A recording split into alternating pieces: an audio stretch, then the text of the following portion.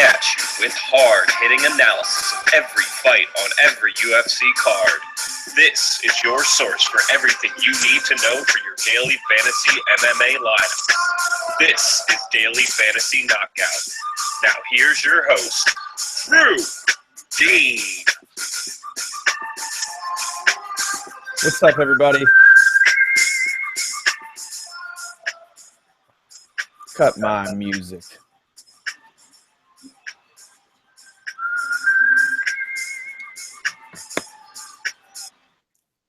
There? Yeah, we're here, man. Real good, nice start to the show, brother. Yeah. Camera thing's not working. Anyway, UFC Fight Night 96 is upon us. Thanks for joining Daily Fantasy Knockout. I'm your host, Drew. As always, with my co-host, Josh. What's going on, Josh? What's going on, dude? Yeah, sorry about the little mix-up thing. I need to figure out a better way of, I don't know, having the music play over our YouTube thing. I can do it on the podcast thing, but working on that music deal for our YouTube show thing. Again, big thanks to our bud Matt Lapes, Do Less on SoundCloud for making that intro. It is fire. But go listen to it on iTunes or something like that so you can actually hear it when we put it up, because it sounds probably not very good on YouTube right now. But word, let's get into this. Perfect. All right, UFC Fight Night 96, Lineker versus Dodson. As always, we go through each fight, talk about who we like to win and why. But we're changing it up here. We're changing it up. We're changing the game, folks. And so is DraftKings, apparently. So we got Josh. What I'm talking about here. Josh texted me this morning because MMA lineups or tournaments weren't out, and I was trying to join. And I texted him about it, and then he responds with, "We got this email. DraftKings is changing the format." So, Josh, give him a little rundown real quick. You put me on the spot. All right. They just added a 6th additional spot to your roster. Yeah. Well, hang on. Let me shoot. I didn't have the email pulled up that they had. Regardless. But they didn't just change the. They didn't just change. Oh, that's right. They changed scoring, and yeah, the scoring's a little different. So they're trying to make it more balanced between grappling and striking. As it was, obviously, like you were incentivized to be playing more strikers because they generally score more points. Because grappling you can score a whole lot. Here we go. So the new scoring thing. If you have not seen this, look this up. Significant strikes are still half a point each. Positional advancements on the ground are going from 1 point to 3 points. Takedowns are going from 2 points to 5 points. Reversals are going from 2 points to 5 points. Knockdowns are going from 3 points to 10 points. And they're also slightly changing some of the bonuses you get for winning in particular rounds. So winning in round 1 is no longer 100, is now 90. Winning in the second is still 70 as it was before. Winning in the third was 50, now it's only 45. And then winning in rounds 4 or 5 is 40 as it was before. And winning by decision is now 30 instead of 25. So slight changes there. Probably not a huge effect in really how you play in terms of the bonuses, I would think. If you're expecting it to end in a first round finish, you're losing 10 points going from 100 to now 90 for the first round finish, but there's 10 points for a knockdown instead of 3. So if you thought it was a heavyweight banger that was going to end in the first, scoring is probably going to be pretty similar. But I think the big change, the more important change is that grappling now you can actually score. Apparently, hopefully this is why they're making the change, is that you can actually score some decent points by being a pretty dominant grappler. So we'll see how this shakes out. The bigger change for us, though, is that the pricing is now completely different. Am I right? Yes, completely. The new, the previous standard, coin flip fight, each fighter was priced at $9,700, or I'm sorry. Yeah, $9,700. Yeah, $9,700. Now, if a fighter is priced at $8,100, that is the equivalent to $9,700. We ran a little spreadsheet analysis, whatnot. Just formula, basic proportions, but whatever. Yeah. Don't make us sound like math geniuses, because definitely not. It was a basic Excel format, and it adjusted the prices. So we're going to go through this. We're going to change it up a little bit as well. We're going to do some screen sharing, and we're actually going to build a cash game lineup on the air. And Josh, I don't know if you want me to put up DraftKings now or What do you want to do? Let's do when we add our first fighter. Let's throw it up, I guess. All right.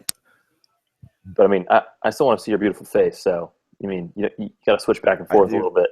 I know. I do carry the good looks of the show. Yeah, absolutely, 100%. Yeah. Yeah. Sorry, okay. I'm pulling up the fight cards right now. I'm not prepared. You're cool. Yeah. I mean, if you follow us on Twitter, then you know that we were talking about making big changes or some changes to the podcast. We did not realize that would be quite as significant. We did not know the DraftKings was going to be changing it up so much, but they did, and so did we, and here we are. So hoping to hope you like the new format. If you do, let us know on Twitter. You can see our Twitter handles now on the YouTube channel, stream, whatever you want to call this deal. But if you're listening to this on audio, then I'm at Stonewall MMA, and Drew is at Houdini16, WHODEANY16 on Twitter. And you can also follow the podcast at Daily Fantasy KO. So without further ado, shall we jump in? Yeah, let's jump in. Little elongated intro. Sorry, a lot of changes going on DraftKings in here. So we apologize about the sloppy start. But let's get into it. First fight of the evening on the UFC Fight Pass prelims. There's actually 4 tilts. It's women's bantamweight, Kelly Fashholz versus Ketlin Vieira, I think is how you say it. I'm going to, jump right out of the gate. I'm going to fade this fight in all formats. Nothing against them, but they're two just, young, inexperienced fighters making their way into the UFC. If you made me pick, I'm going to take Fashholz just because she filled in on 8 days' notice in her first fight, and she really held her own. She's a technical striker. She likes to throw good combinations. Her gas tank kind of faded her, but the intriguing part about her is what is she going to do with the full camp? So I'm staying away from this fight. Vieira, limited film out on this girl. She's big frame. She's long. She has power behind her punches. She's one of those that gets right in everybody's face and, it tends to brawl and gets away from the technical aspect of things. And haven't seen much of her ground game. So with that being said, I'm going to take Fashholz by decision, but I'm going to completely fade in DraftKings. Haven't even looked at the odds, but I'm going to fade it. Okay, well, let's take a look at the odds then. So Fashholz is the slight favorite, -120, and Vieira comes back as a +100 underdog. The over-under is at 2.5 rounds, and the over is at -190. So favorite to go the distance, but maybe not quite as much as some other women's fights that we kind of see when we don't have a big finisher on one side or the other. So Vieira, the prices now, here's where things get a little weird. Vieira is at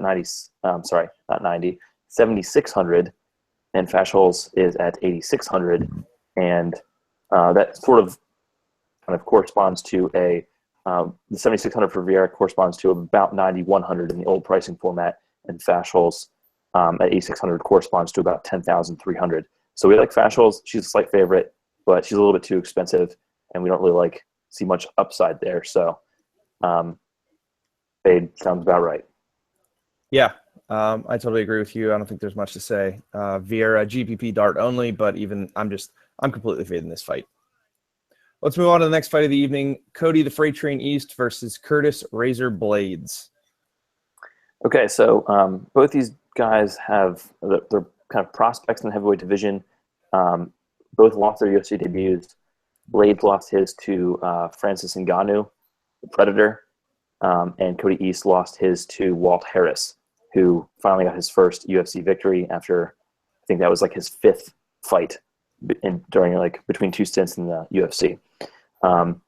So I'm taking Blades here, not necessarily because of that, but because Blades' wrestling is very, very strong. He wasn't able to consistently ground and hold down Ngannou, and Ngannou is an extremely powerful, just absolutely ridiculously strong dude, and very, very powerful striker. And Ngannou has flattened everyone else that he's fought, but Blades ended up getting stopped after the second round because his eye got swollen shut, but he showed that he was very, very tough. Got dropped a couple of times by Ngannou, was able to take him down a couple of times, but couldn't really take advantage of it. And so he's taking on East, who is a high-volume, high-power, aggressive striker. But I don't see that he's got very much of a bottom game. Usually his takedown defense is more predicated on like strength and athleticism versus technique. And Blades is a former junior college national champion, so he'll definitely have the wrestling advantage. And I think that he'll be able to hit reactive takedowns without too much trouble on Blades. So I like Blades, and I think that he'll probably end up getting the finish because East's bottom game is he likes to throw strikes from the bottom, and his main way of getting up is kind of pushing off the hips and kind of kicking his way back to his feet, which is not going to play against a guy like Blades. So I like Blades. Yeah, you want to run through the odds? Yeah, that sounds good. I can take that. Curtis Blades is favored at -235, and Cody East is a +185. Underdog. Over-unders at 1.5 round. It's a coin flip, -115. So cash games, GPPs. East is priced at 7,900 and Blades is 8,300. 8,300 is the equivalent to the old 9.9 thousand.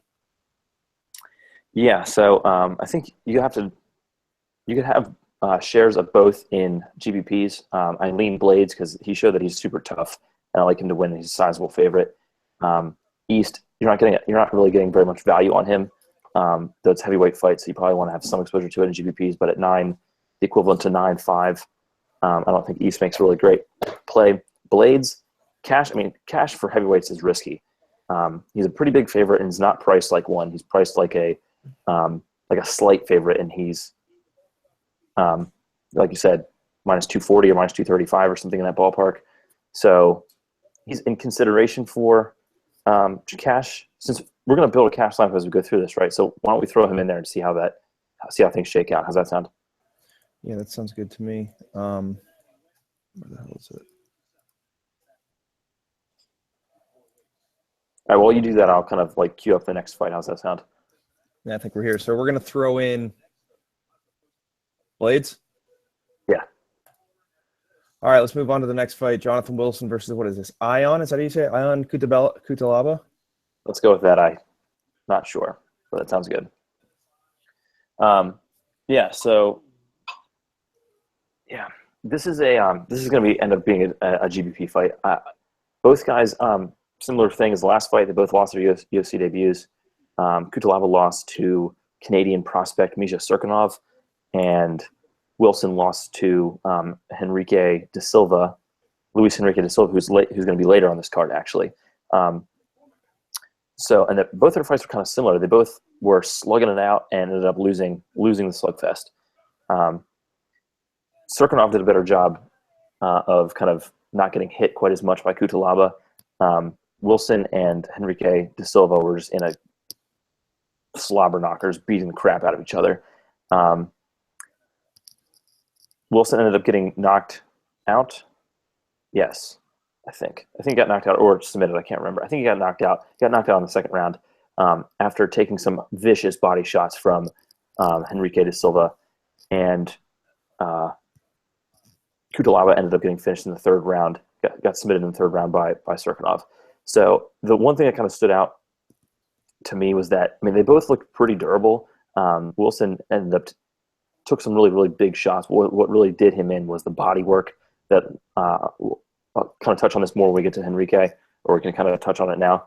But Henrique really, really worked the body really, really well with knees and kicks and just really wore down Wilson. Wilson wasn't able to punch him out, get him out of there. He ended up getting taken out in the second round. He even got a knockdown in the second round, but he was just too gassed, too worn out to kind of really capitalize. Cutelaba ate some big shots from Serkinov, but still ended up being able to survive before getting tapped out in the third. So he's going to throw bombs. They're both going to throw bombs, but I think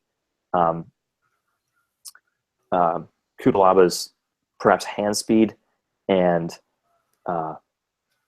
better chin, I think, is going to carry him to a stoppage win here. But like I said, this is going to be GPP play, and you probably want shares of both sides. So what are we looking at in terms of odds and prices?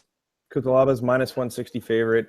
Wilson's +130. Over-under is at 1.5 rounds, and it's basically a coin flip as well. -125 to go under, -105 to go over.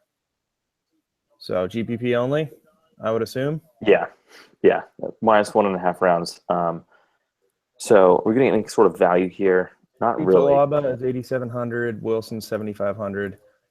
Kudalaba's price tag at 8,700 translates to 10-4 in the old scoring, and Wilson at 7,500 kind of corresponds to about 9K.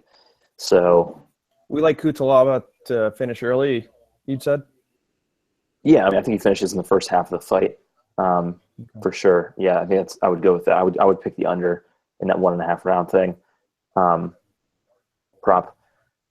But I don't think you're not getting. He might be a little bit overpriced at 10-4 for his minus 160 price tag, so you're not really getting a ton of value there. But so this is GBP play, like straight up. I think you want to play both sides.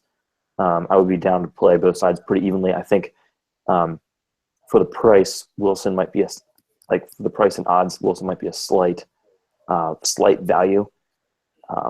So I'm willing to kind of play him a little bit more evenly than I would have if these kind of corresponded to the odds a little bit better. But yeah, GBP play. So we're making a cash lineup, so we'll stay away from that one. All right, let's go to the next fight. Nate the Great Marquardt versus Tamden McCrory.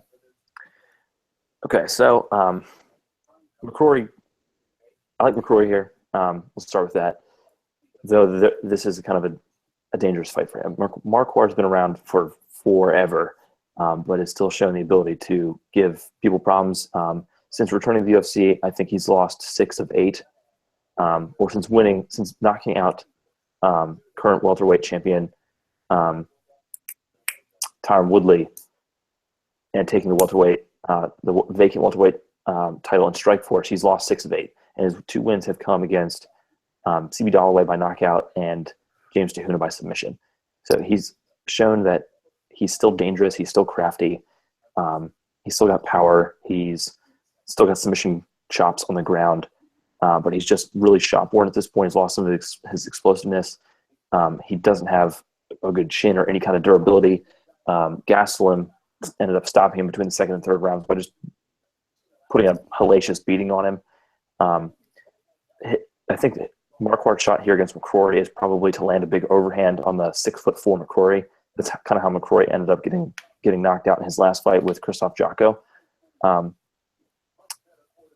don't know. I mean, since McCrory came back to fighting in 2014 after kind of taking a 5-year hiatus after getting cut from the UFC, he didn't fight for between 2009 and 2014. He came back in Bellator and smoked 2 dudes. He knocked out Brennan Ward, who's one of their hot prospects at middleweight, and landed this 4-piece combo that was just beautiful. And Ward was probably out after the second punch, but he still landed the next 2 punches, and Ward was completely toast, and he'd walk-off knockout. It was very impressive. And then he showed in his UFC return against Josh Saman that he has some really good scrambling ability and is very dangerous with submissions. I don't know that he necessarily gets to use that against Marquardt, who's a black belt and is also very dangerous on the ground. Though I think McCrory's probably would end up being more aggressive and is very, very long, so that could kind of help him on the ground. But ultimately, I have to go with McCrory. I think he's got more tools, but he'll be at a risk there. He doesn't do a very good job of fighting long. He kind of is okay with going into boxing range or into middle distance or closing the distance, and he could be at a risk of an overhand from Marquardt. So what are we looking at in terms of odds and pricing? I think I like McCrory to finish, but with some hesitation. Okay, we have Tamden McCrory at minus 220. Nate Marquardt is plus 175. Over-under is 1.5. It's a coin flip as well.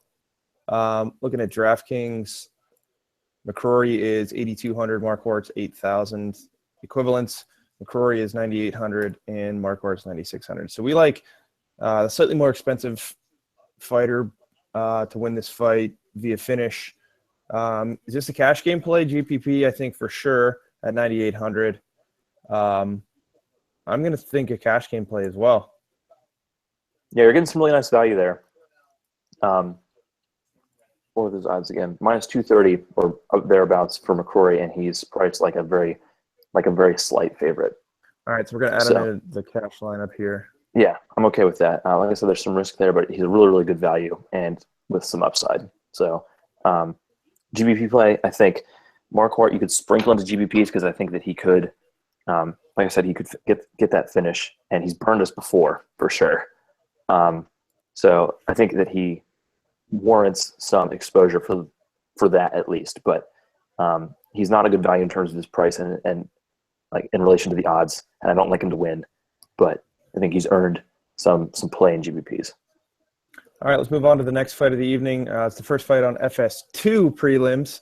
Keita Nakamura versus Eliza Zaleski dos Santos.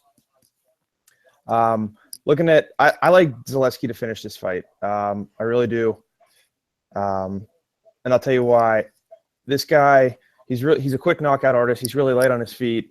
He likes to work this stiff jab and strong overhand right. What he wants to do to win a fight, he doesn't want to get into these fights with long, rangy fighters because that's where he gets whooped on. He wants to force exchanges in tight. He wants to get in close, bring this fight, in the pocket, brawl, get rangy, get dirty with it. When he gets into like these long, rangy striking battles, a quick level change and he's taken down. It's pretty easy for his opponent, regardless of their wrestling ability. He's got a good gas tank. He fought Akhmedov, who was a strong wrestler, I believe. Am I thinking of the wrong fight? Yeah, I think you're right. Okay. He handled his wrestling really well. He trains under Cristiano Marcelo. He is a black belt, BJJ black belt under Rickson Gracie, which is one of the most respected BJJ camps, I guess you could say. Teams. He's really, really good off of his back. He was taken down 3 or 4 times against Akhmedov, which could be a problem, but I just don't think so with Nakamura. He throws up leg locks as soon as he gets taken down, and his opponents like freak out and kind of let up. He reverses the top control very, very easily. He uses a leg lock quite a bit, like I said, to sweep and get his opponent off their game. Nakamura, the first thing I notice about his striking is he keeps his hands low. He runs into jabs. He doesn't move his head a lot. He's dead on in the straight, the center line there. His footwork isn't that sweet. I see him as like plodding around. He does throw some decent combos. His gas tank really isn't in question. He presses forward the entire fight as well. And I don't mean like Dos Santos does, where he shoots him under range and, brawls. He's just constantly coming forward, and not so much, diving in on his opponents. I don't know the term I'm looking for, but storm his opponents. He doesn't storm his opponents very well. He just kind of plods around. That being said, I really like Dos Santos in this fight. I've watched 3 fights and Nakamura still hasn't learned his lesson. He never moves his head. He just keeps it there and he plods forward. With his heavy feet, I think Dos Santos dances around him, and I really think he storms through the range. His right hand, which he loves, finds a home, and I think he knocks this guy out first or second round. Okay. Take a look at the odds here. Dos Santos actually comes in as a slight underdog at plus 115, while Nakamura comes back as the minus 135 underdog. The over-under is at minus 1.5 rounds, and the over is at minus 185. Did you have a specific round that you thought Dos Santos would get the finish? First or second, Okay. So pretty early. So you would go with the under on that one. Okay. And so the prices, Zaleski is at 7,800, which kind of corresponds to about 9,300 in the old pricing. And Nakamura comes back as 8,400, which is about 10K on the old pricing. So we like Dos Santos there. And he's a value. I think the prices are probably about right according to the odds. But since we like Dos Santos to win, you're getting a little bit of a discount there. What do you think here? GBP, cash? Yeah, probably GPP play. Okay, you're worried about... I wouldn't hate him in cash. But there's some risk. Sorry, go ahead. I wouldn't even say finish risk. I really don't. I think if he doesn't finish, it's going to go to the decision. I don't think Nakamura finishes him early. So you're worried about being a slow-paced grappling fight. Yeah, I don't see Dos Santos. I see Dos Santos scoring points for 3 rounds, and for 7,800, even if it does go to decision, obviously it's not ideal, but 7,800 points. I don't know. I just think I would play him in cash, but you and I have a different strategy, which we're going to get into later. So yeah, GPP play for me. I don't think I'll have much of Nakamura. I really don't. Okay. We have a different strategy? This is Yeah. news to me. Okay. Well, I guess we'll talk about that. We'll touch on that. Kind of curious to No, hear we're not playing Dos Santos. Unless I'm looking at it incorrectly. Anyway, let's move on. I see. With our lineup, you know what I mean? Yes. Okay. I thought you meant that you and I differed, but you meant that we are We going have a elsewhere. different plan for our cash game lineup. I got you. Okay, my fault. All right, what do we got next? Walt Harris versus Shamil Abdurakhimov. It's all you. Yeah. So Harris finally got the big ticket. Finally got his first UFC win. I think his 5th appearance. I think he went like 0-2 or 0-3 in his first stint. Won a fight, came back, lost his first one, and then finally knocked out Cody East, who we were talking about earlier, in the first round of his last fight. Abdurakhimov lost his own debut to Timothy Johnson, and then decisioned Anthony Hamilton at the Fight Night Pittsburgh card that we attended. That was kind of a frustrating fight for us because we picked Hamilton, and Abdurakhimov won that fight pretty handily behind his kickboxing, which is kind of surprising. So going back and rewatching it with an eye for Abdurakhimov this time, I came away kind of impressed. He didn't show like necessarily a ton of power, but he's crafty and quick with his strikes, and like wouldn't exchange with Hamilton, and showed good takedown defense. We thought the key to victory for Hamilton would be to get takedowns, work ground and pound, because that's his specialty, and that's where Abdurakhimov like really looked bad against Timothy Johnson, was when he finally got taken down. But Hamilton was never able to take him down. Abdurakhimov showed good takedown defense and really kept Hamilton off balance with his really quick strikes. He throws occasional spinning kicks that don't really have – I don't see them having a ton of power behind them. Then you've got Harris, who's a former Golden Gloves boxer, but he struggles to pull the trigger or something, because he ended up getting outboxed by Jake Rochalt, of all people, in one of his losses in his first stint in the UFC. And he was getting outstruck by Cody East before landing the big haymaker. East was just completely had no regard for defense whatsoever, and Harris kept throwing the same straight left down the pipe, and eventually it landed flush and knocked East out. Actually, didn't knock him out, it knocked him down, and then Harris swarmed for the finish and like emptied his gas tank, and the stoppage looked kind of questionable because East was still kind of defending himself. But when he kind of like got up, his nose was like bleeding all over the place, so maybe not. But Harris really emptied the gas tank, and that's kind of a bad habit that he has. So I think Abdurakhimov has better cardio and crisper, more diverse striking. So I actually like him. He's not super powerful, so I don't think that he finishes, but I think that he wins the decision. All right, looking at DraftKings pricing, Harris is 8,800.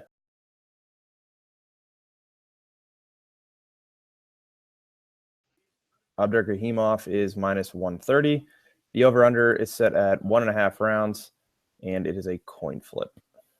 Hey man, I think I lost you there. Can you run through that one more time? I think you just cut out.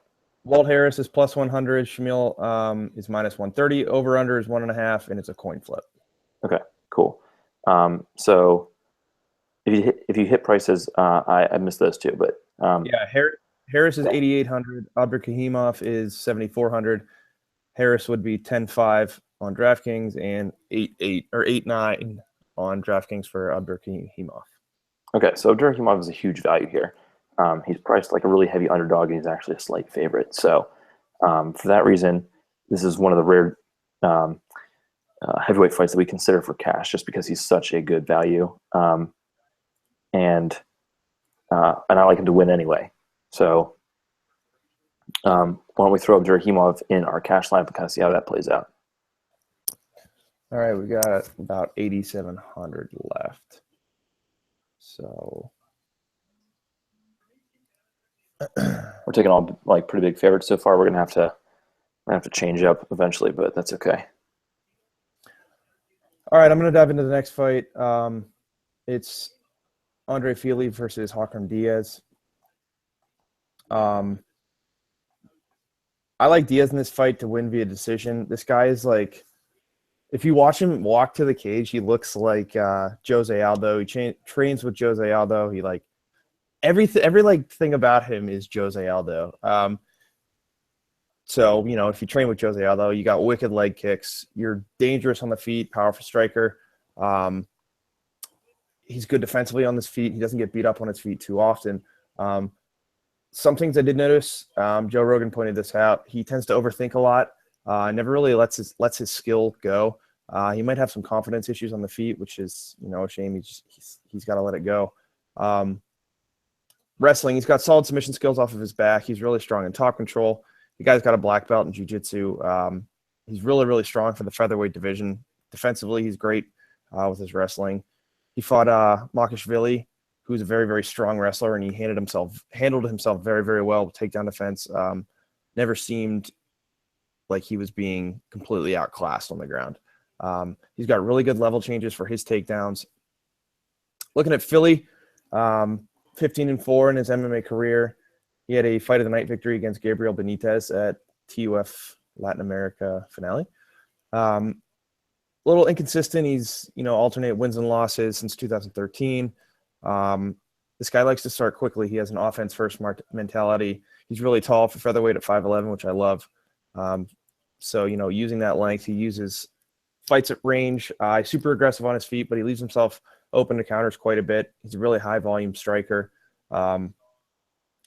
With his length, in these smaller divisions, if you have a lot of length, you really have an advantage in the clinch up against the fence. He's got really powerful knees, really tall, strong top game, aggressive elbows. He's okay defensively off his back. I don't see him as being a huge threat off his back, especially going up against a Brazilian Jiu-Jitsu and black belt. I'm sorry. Yair Rodriguez took him to the ground and seemed to control him fairly well in top control. And I see Diaz having very similar success. I think he wins this fight in a low output affair. And I'm going to touch on that in a second. He's going to use his leg kicks, keep Philly at bay, use his jiu-jitsu, change levels, get the takedown, and grind out a decision. With the new DraftKings pricing, this might be an interesting play because takedowns went from 2 to 5. When I did this research, the new pricing hadn't come out yet, so I didn't really think about that. So, yeah, I think Diaz is a decent play here. What are the odds? Let me see here. Diaz is at -175, and Feely comes back as +155. The over-under is at 2.5, and the over is at -235. So they like the distance here. All right. So I agree with Vegas. I think Diaz grinds out a decision here. I'm probably going to fade him in cash. I would only play either one of these guys at GPP. Philly comes in at 7,700. Diaz is 8,500. This is where you and I disagree. Okay. I personally like Diaz in cash a lot. But based on where we're going with our cash lineup, I don't know if we can. I was actually going to say that, okay, wait, hold on a second. So Diaz's price, he's 10-2. Okay, that's reasonable. He's a decent favorite. I was actually going to say that Feely might be not a terrible – let me know what you think about this. Feely might not make a terrible cash play because the fight is, really, really supposed to go the distance, according to the odds, and he's 9,200 according to the old pricing, 7,700 now, which at this point, yeah, whatever. So what do you think about playing Feely in cash as a cheaper option? You generally like the dogs that are in fights that are supposed to go the distance, overwhelmingly, because they'll be around for 3 rounds to score points. I wouldn't hate it. You get a price discount, save some money, and he's probably going to get you 3 rounds of points, whether that's takedowns or on the feet. Yeah, I wouldn't hate it. I prefer Diaz in this fight, but for the purposes of this, let's put in Feely for now, and then we'll talk about as we go on if we like anybody else. Okay. All right, next. Because it looks like we need some cheaper options. Yeah. Well, we got 9,200 average. Okay. What do we have left? It's kind of hard for me to see. All right. Well, let's just jump into the next fight. What was it? Henrique de Silva versus Joachim Christensen. Okay, so this is the Henrique de Silva is the dude who fought Jonathan Wilson, and in their absolute barn burner of a fight. And I like him to finish here against Christensen. I wasn't super impressed with Christensen, but he does hit hard. He throws straight punches. He's probably the better boxer, but his punches looked like arm punches. Like he wasn't getting his full weight behind them, but he's a big, strong dude, so he probably doesn't really need that. But it didn't look like he was like turning over on the footage that I saw of him anyway, that he wasn't really getting his full weight behind the punches. He's got some decent trip takedowns from the clinch. He likes punches way into the clinch, get takedowns, and then work like mild ground and pound. I forget what his submission record is, but in any case, he looks like an okay prospect. But I think that De Silva makes a bad matchup for him because De Silva is nasty, like I mentioned earlier, is nasty in the clinch. His knees to the body and the head are just absolutely devastating. He crushed Wilson with them, and I was just kind of impressed with Wilson's toughness to withstand that kind of barrage. De Silva is not a great boxer. He generally likes to throw kicks more to the body and the legs. He's a Muay Thai black belt, so I guess that kind of makes sense. He throws punches more when he has his opponent kind of back to the fence, and then he wants to like kind of close distance with the punches. But he's hittable, which is obviously a bad thing, and especially in this fight against a powerful striker. So there's some risk there with him, but he showed in his fight with Wilson he's got a ridiculous chin. They were just trading bombs, like eating flush haymakers, or at least Wilson was eating them to the body, and De Silva was eating them to the face, and he ate them just fine. He ended up getting knocked down in the second, but was able to work his way back to his feet and get the finish. So I think De Silva's chin holds up here, and his body work and his work in the clinch, which Christensen kind of relies on for his game. I think that's not where he wants to be with De Silva. So give me De Silva by stoppage in the first half of the fight. All right, Vegas has De Silva at -130, Christensen at +100. Over/under is at 1.5. Going under is +140. Over is -170. DraftKings pricing. Christensen comes in at 7,000, which is 8.3. Old pricing, and De Silva's 9,200, which he comes in at 11,000. So we like Silva to finish here. GPP, cash. What do you think? Yeah, you're not getting. He's a slight favorite. He's not priced like it. He's priced like a very heavy favorite. So that means you probably don't want to have this one in cash anyway, and the price just kind of scares you off even more. It's got to be a GPP play. I think some mild exposure to De Silva just because he's so freaking expensive. So you can't have the heavy exposure that you could if he was priced more reasonably, I think. And Christensen, I think that you can play. I mean, he's a slight underdog, priced like a heavy underdog, and he's got finish potential. So I think that he definitely demands some exposure there in GBPs. But yeah, you got to stay away in cash. I think that's not one you want to target here, obviously. All right, that's good stuff. Let's move on to the next fight of the evening. It is Luis Smolka versus Brendan Moreno. I'm going to take this one once I get my notes up here. There they are. This one's going to be quick. I am all on Smolka in this fight. He's a long, lanky submission specialist, kicking arsenal. And this Moreno kid is actually on the current season of the Ultimate Fighter 26, the flyweight tournament, which I've been watching religiously, and it's awesome. He's filling in for Sergio Pettis, who pulled out of this fight on September 22nd. So it's going to be, 10 days, 8 days, whatever. This guy, Moreno, he's crafty on his feet. He pressures his opponents.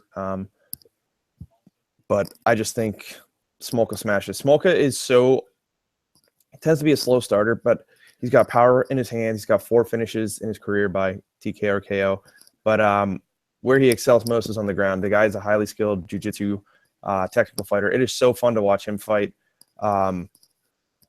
He's long, throws up submissions from literally anywhere, darts, chokes, front chokes, guillotines, leg locks, you name it. This guy from top control, side control on the bottom. It's unreal. It's so fun to watch him.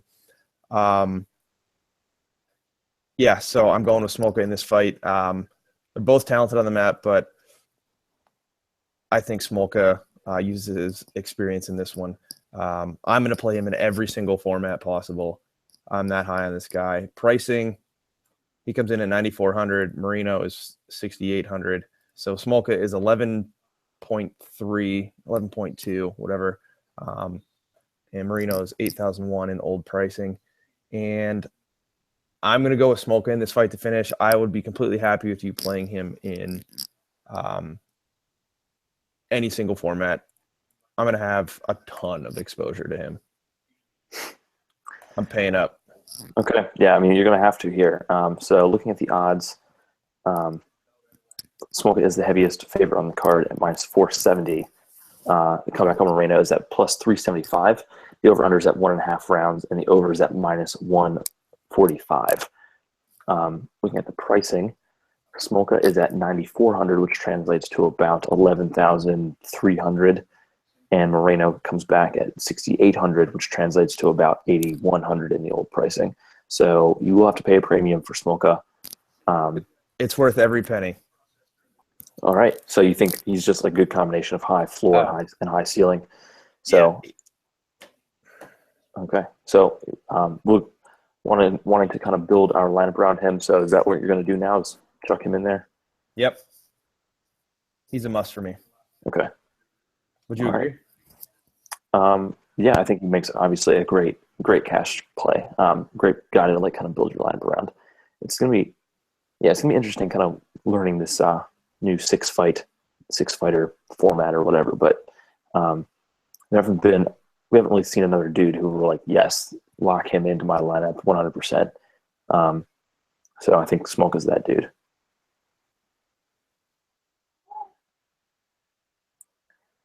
So we got what next on the docket? You still there?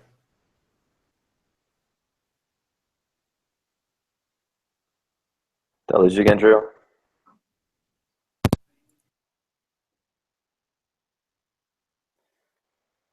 Uh-oh. Okay, well, I guess I will continue, and hopefully he will rejoin us. Sorry about that. That's okay, because I can jump into the next fight while we're waiting for him to return. Hopefully that happens soon. All right, so we're looking at Josh Berkman versus UFC newcomer Zach Otto. So Berkman is the veteran who's been around the game for a minute. Hey, you there? Yeah, I'm back. Okay, sorry about that. I don't know whose internet is being wonky right now, but I'm just diving into Otto and Berkman. Cool? Okay. All right, cool. So I like Berkman here. I think the main thing with Otto is that he's strong, powerful. I guess he's dropping the lightweight because Berkman was supposed to fight Bobby Green, and Green had to pull out on like 10 days notice or something like that. So Otto's coming in. I think that I have it down as a lightweight fight, but I think that, nope, it's at welterweight. Yeah, I think Otto is a welterweight, and Berkman used to be a welterweight, so he's probably okay with that, taking on a short notice opponent at that weight. So Otto he's powerful, strong, likes to like punch his way into or behind his takedowns. He's a wrestler and a grappler for the most part, but that's sort of Berkman's, I don't know if necessarily wheelhouse, but he's very good defensively, both grappling and wrestling, and he's going to have the striking advantage here 100%. So I think that I kind of like Berkman to nullify Otto's offense and land shots on the feet and kind of take a decision. He could end up getting a submission on the mat. We'll kind of see what Otto looks like. Berkman also has kind of a tendency to kind of fight in weird fights or like not follow game plan very well. So we'll kind of see how this shakes out for him. But he's more experienced and seems to have the tools to win this fight pretty much anywhere. So barring something really catastrophic for him, I think that he takes this one. pretty handily. So I'm picking him by decision. All right, Berkman comes in at -240. Otto is +190. Over/unders 2.5 yards. 2.5 yards. 2.5 rounds, and it is a coin flip to go either way. So we know what you're doing right now on Thursday night. Yeah. All right. So DraftKings pricing. Yeah. Otto is 7,300, which is the equivalent to 8,700. 8,700. Berkman is 8,900, which is the equivalent to 10,700. So Berkman is one of the heavier favorites on the card, I think. -240. He looks like he's about tied for third heaviest with Blades. And he's priced at 10, the equivalent to 10.7, which isn't awful. So I think that he could be a cash play. I don't know that I see a ton of upside for his price. I don't know that he gets a first round finish or anything. I mean, possible, I guess, but like I said, I just want to go to decision. So I think that he's kind of a high floor, sort of high ceiling, mid to high ceiling type dude. So I don't know that I would have a ton of exposure to him in really either format, but I could see playing him in cash potentially because he's a decent, pretty solid favorite. Should get the win. So do we have room for him in our cash lineup as it goes right now, or no? Make some room. No, we do. We got 9,000 left. Can you see the screen, the DraftKings screen? When I talk, or turn off the switch thing. Yeah, we can throw Berkman in here for now. This is what our cash game looks like now. We're gonna have some exposure to these next two fights. So we'll have to change up after this. That's cool. Yeah. All right, so I'm gonna dive into the next fight. Co-main event of the evening: Will Brooks versus Alex Oliveira. Brooks is a striker, southpaw fighter. He keeps his hands low, but he's very fast and he's light on his feet. He uses a right hand a lot with the snap jab that he throws. Leg kicks, lead kicks, side kicks, keeps his opponent at range. Wasn't too impressed with his striking, at least from the most recent footage that I've seen. He does want to keep the fight on the feet, at range. He doesn't like to be pressured. He fought Michael Chandler, and he was pressured the whole fight pretty much, and got really flustered. Chandler, who was smaller than him, handled him easily up against the cage in the clinch early on in their second fight and throughout their fight, quite frankly. His small stature made it easier for Brooks to release. Against the longer Oliveira, I could see that as being a problem. Oliveira's long and lanky and is very good when he gets his opponents up against the fence. On the ground, he leaves himself open to submissions. He's pretty sloppy on the ground. He has decent takedown offense, but when he's down there, it's pretty sloppy. Oliveira, he's the most decorated Taekwondo fighter in the UFC, two-time national Taekwondo champion. Very, very big for 170. He's a great athlete. He's long, powerful. Doesn't really throw many crazy combos. Sticks to long kicks, leg kicks. Bounces around in and out of range. Looks to counter. Most of his shots are powerful.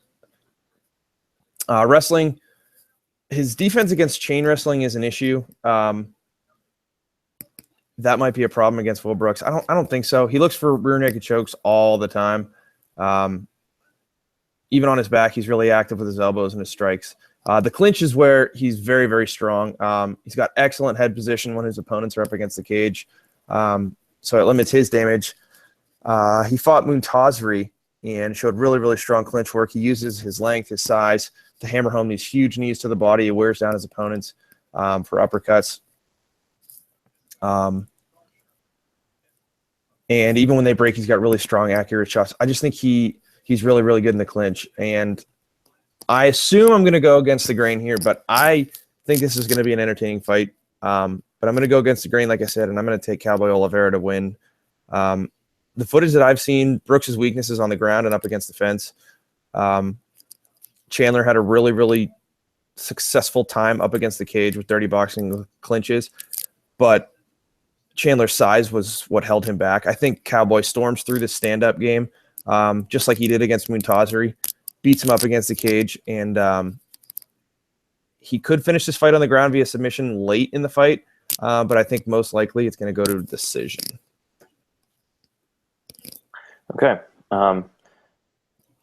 Let me check out the odds here. Sorry, my computer's being a little funky. If you have the odds up, why don't you go? Because my computer's being crappy right now. Hold on a second. I got to get off this. Okay.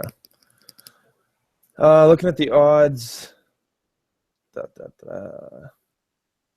Oliveira comes in at plus 220. Will Brooks is minus 300. Over-under is 2.5 rounds. It's favored to go over at minus 210. So they like Brooks in this fight to win by decision. Like I said, I'm going to disagree with that. Fighter pricing, Oliveira comes in at 7,200. Brooks comes in at 9,000. The equivalent, Oliveira would have come in at 8,600, and Brooks would have come in at 10,008. At 9,000 or 10,008 is what it used to be. I'm expecting a finish in this fight. So therefore, I'm probably going to be fading Brooks. Maybe I'll have some GPP exposure in this fight, just because we're multi-lineup players. But I think Oliveira makes for a good cash game play here because A, I think he's going to win. B, if he doesn't, I think he's going to get 3 solid rounds of output to score you some points. And for 7,200, that's a steal for me, and I don't see him getting finished. So I think he's a cash game play and a GPP play because I think he's going to win the fight. And he provides you some salary relief. Would you agree with that? Yeah, I think that makes sense. So you were saying you disagree with the odds, and I'm a little bit surprised in your pick, but it kind of more that we talk about it, the more I'm kind of coming around to it. Especially, I think he makes like you said, a really good play here. Brooks isn't much of a finisher. He did finish Chandler in the 4th round of their fight, but other than that, he hadn't finished someone in Bellator in a long time. I know that he's obviously not the same fighter that he was when he was first fighting in Bellator, but he couldn't finish off Marcin Held or Dave Jansen or Ross Pearson in his UFC debut. So Oliveira has proven to be tough and durable. And so, yeah, I'm with you on that. He's salary relief and should be around for 3 rounds to rack up points. So, yeah, you start over. Is he? Yeah, we're going to build around Smolka. So you think Oliveira is a must in cash? I don't know if he's necessarily a must, but I think he's one of the ones that we like pretty significantly. So, yeah, with needing to roster 6 fighters, I think that Oliveira makes a pretty good play. All right, good stuff. Main event of the evening time. This one's on you. I know you've been looking forward to this one for a long time. So Lineker versus Dodson. Have at it. Yeah, absolutely. I mean, we knew that we needed to, with the crazy schedule the UFC's been keeping up, we knew we needed to take a break, and I didn't want it to be on this fight. That's why I sort of went dark last weekend. Didn't get a podcast after you guys needed some time to kind of reset, make those changes. But I wanted to be around for this fight just because this fight's going to be fire. So when it was first announced, when I first heard about it, I thought that I liked Lineker. I'm sorry, that I liked Dodson. But after watching tape on them, I'm actually going the other way now. I'm actually taking Lineker.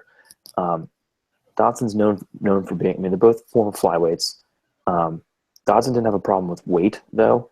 He just couldn't get past DJ twice. So the top of the division is blocked to him, I guess. And the fight that I really want to see though for him after this is Benavidez. If he wins, I would love to see that fight. The fact that they're both like 1A and 1B at flyweight, can't beat Demetrius, but haven't fought each other yet is crazy. They need to fight.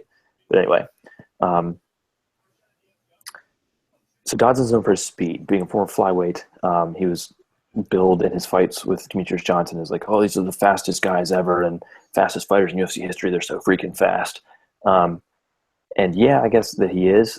He does have like really fast hands, especially when he's flurrying for the finish. Is when he gets really blinding. But he is more low output than I kind of expected, and fights more on the outside than I kind of remember from his fights. Because other than his fights with DJ, he's usually finishing dudes. Like he obliterated Manny Gamburin in his bantamweight return, and has just blown the doors off of people before. But in going looking over his stats and looking at his fights, he usually only lands like about 11 or 12 strikes per round, compared to Lineker, who lands like 25, 30, sometimes more. I think in his 1-round fight with Rivera. I mean, I know that was completely insane, but he threw like 100 or something completely crazy like that. The only time Dodson is throwing more strikes than just 11 or 12 per round is when he's either flurrying for the finish or the one fight that went the distance that he was throwing a lot was when he fought. I'm blanking on his name now. He's on the new season of Tough. Not Scoggins, I don't think. Was it Scoggins? Anyway, I'm looking that up. Anyway, so this fighter, I'm trying to blank on his name. Here it is. Tim Elliott. Sorry about that. Fighting Tim Elliott. Elliott was really, really aggressive and came at Dodson. Usually Dodson is used to being the more powerful dude, having his power respected, being the dude that can scare off other guys pretty easily, that they're like tentative to engage with him. They don't want to like get knocked out by him, right? So Elliott just went right at Dodson and ate a bunch of shots, but stayed really aggressive, threw a lot of shots. And that was the only time that Dodson has really gone the distance and landed significant volume. He's pretty low volume, which is disappointing for him in this fight, because he's going to need to do against Lineker, stick and move, because volume wouldn't really work necessarily against. I mean, he's going to need to throw volume while he sticks and moves. That's what he needs to do. He can't get in a firefight with Lineker, because Lineker just eats dudes up like that. His chin is crazy. His power is even crazier. And so he's going to try to walk down Dodson and bomb on him. And Dodson needs to stay the hell away from him for as long as he possibly can and just crack him and then get out, crack him, get away. Dodson he's got good knees, and he's a little bit more diverse in his striking. Lineker pretty much only throws like power hooks. That's like his main go-to thing. Occasionally he'll throw leg kicks to mix it up. But I just don't see Dodson being able to completely like change up his attack. I mean, we've seen Greg Jackson guys do that before. Like when Condit fought Nick Diaz, he kind of changed up what his like usual MO is. But I don't see Dodson really doing that for 5 rounds, and I don't think that he'll be able to stay out of a firefight with Lineker. I don't think that he'll be able to resist the urge to try to trade with Lineker, and Lineker is just going to be walking him down, and Dodson's really going to have to stay on his bike and not get cornered. All right, let's look at. I like Lineker to get the stoppage in, I don't know, the middle rounds. All right, let's take a look at DraftKings. Lineker is -105, Dodson's -125. Over under is 2.5, and it's basically a coin flip.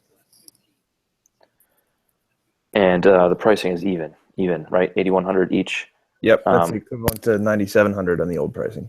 Right. So, given the propensity for a finish here, I think these guys both warrant some GBP action. Like I said, I like Lineker, so I would lean his way. But we're also talking about stacking this one in cash. So what do you think about that? Well, do you think there's going to be a finish? Do you see these guys banging it out for 5 rounds? I think there's going to be a finish, but I think that there's – yeah, I guess I don't know. That's the question here.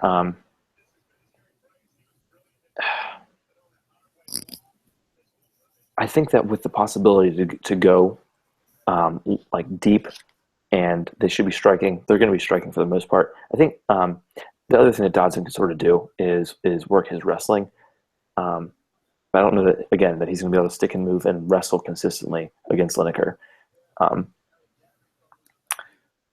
So I think I kind of like this one for a cash stack, just because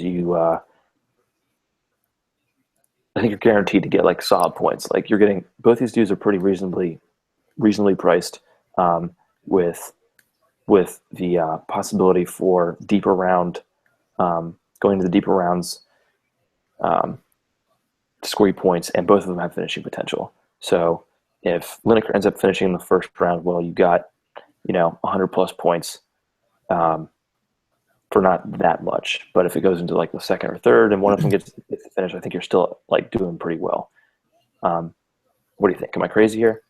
No, I don't think you're crazy. I think it's a good strategy. Both these guys are really good and talented. if there is a finish, we don't see it till the third, fourth round. So I think it's a good play with so much uncertainty throughout the card. All right, we got 2 spots left. We got Smolka, Oliveira, Lineker, Dodson, 8,600 average. Where are we going to wrap this thing up? Let me see here. So I think McCrory's got to be on there as well. We talked about his value and his upside. There's some risk there, but I think McCrory's got to be on there. Okay, I like Diaz. Who do you like more? I think Berkman is safer. Okay. He's got upside. Philly's wild and crazy, and Diaz could get Philly out of there because of his recklessness. But I mean, Diaz isn't a great finisher, right? Neither is Berkman, but Berkman's taking on a UFC newcomer on 10 days' notice. And I think it makes a bad stylistic matchup for that guy. So I think I like Berkman better. All right, guys, there it is. This is the cash game lineup that we like for this weekend. So if you guys run into us in big double ups or head-to-head, you're welcome. Yeah, you're welcome. So, all right, Josh, I think that's all we got. Do you want to do the game that we do, or? Yeah, I think we got to make some changes to that. I think we should pick like. Okay, you texted me. I was wondering what you were talking about. Okay, yeah, gotcha. I think we should change that, make it a little simpler. We pick a high tier, a mid tier, and a low tier guy that we think could finish a fight or something along those lines. Maybe we can think of it and jump back into it for the next podcast. Okay, so we just want to forego that for now. Yeah, let's just forego that. Hopefully, you guys learned some stuff today. Hopefully, we provided you with some good insight. Interesting to see how this new DraftKings tournament format works out. Good luck to everybody. As always, follow us on Twitter. I'm at Houdini16. Josh is at Stonewall MMA. Josh, plug your blog. Yeah, so the blog will be out. I've missed the past couple of weeks. Again, busy. I'm a teacher. That's my actual job. And so it's September now, back in school. Can't be plugging away on MMA all the time like I could in the summer. So, but we'll get the blog out this week. This weekend. It's Thursday night now, going on Friday morning. It should be out Saturday morning, probably. I don't know that I'll be able to get it out tomorrow. We'll see. But that's on rotogrinders.com. You can find it by doing an opponent search for JDS86 is my handle on there. It's also called Daily Fantasy Knockout. You can also read my work at lowkickmma.com. I'm a contributing writer for them. So again, thank you guys. Give us a rate, subscription, like, all that good stuff on social media and on your preferred listening app, iTunes. We're on Google Play, wherever you find podcasts, we are there. I think if we're not, let me know on Twitter, or you can email us at dailyfantasyknockout@gmail.com with any questions or any feedback that you might have. Thank you guys for listening. Peace out.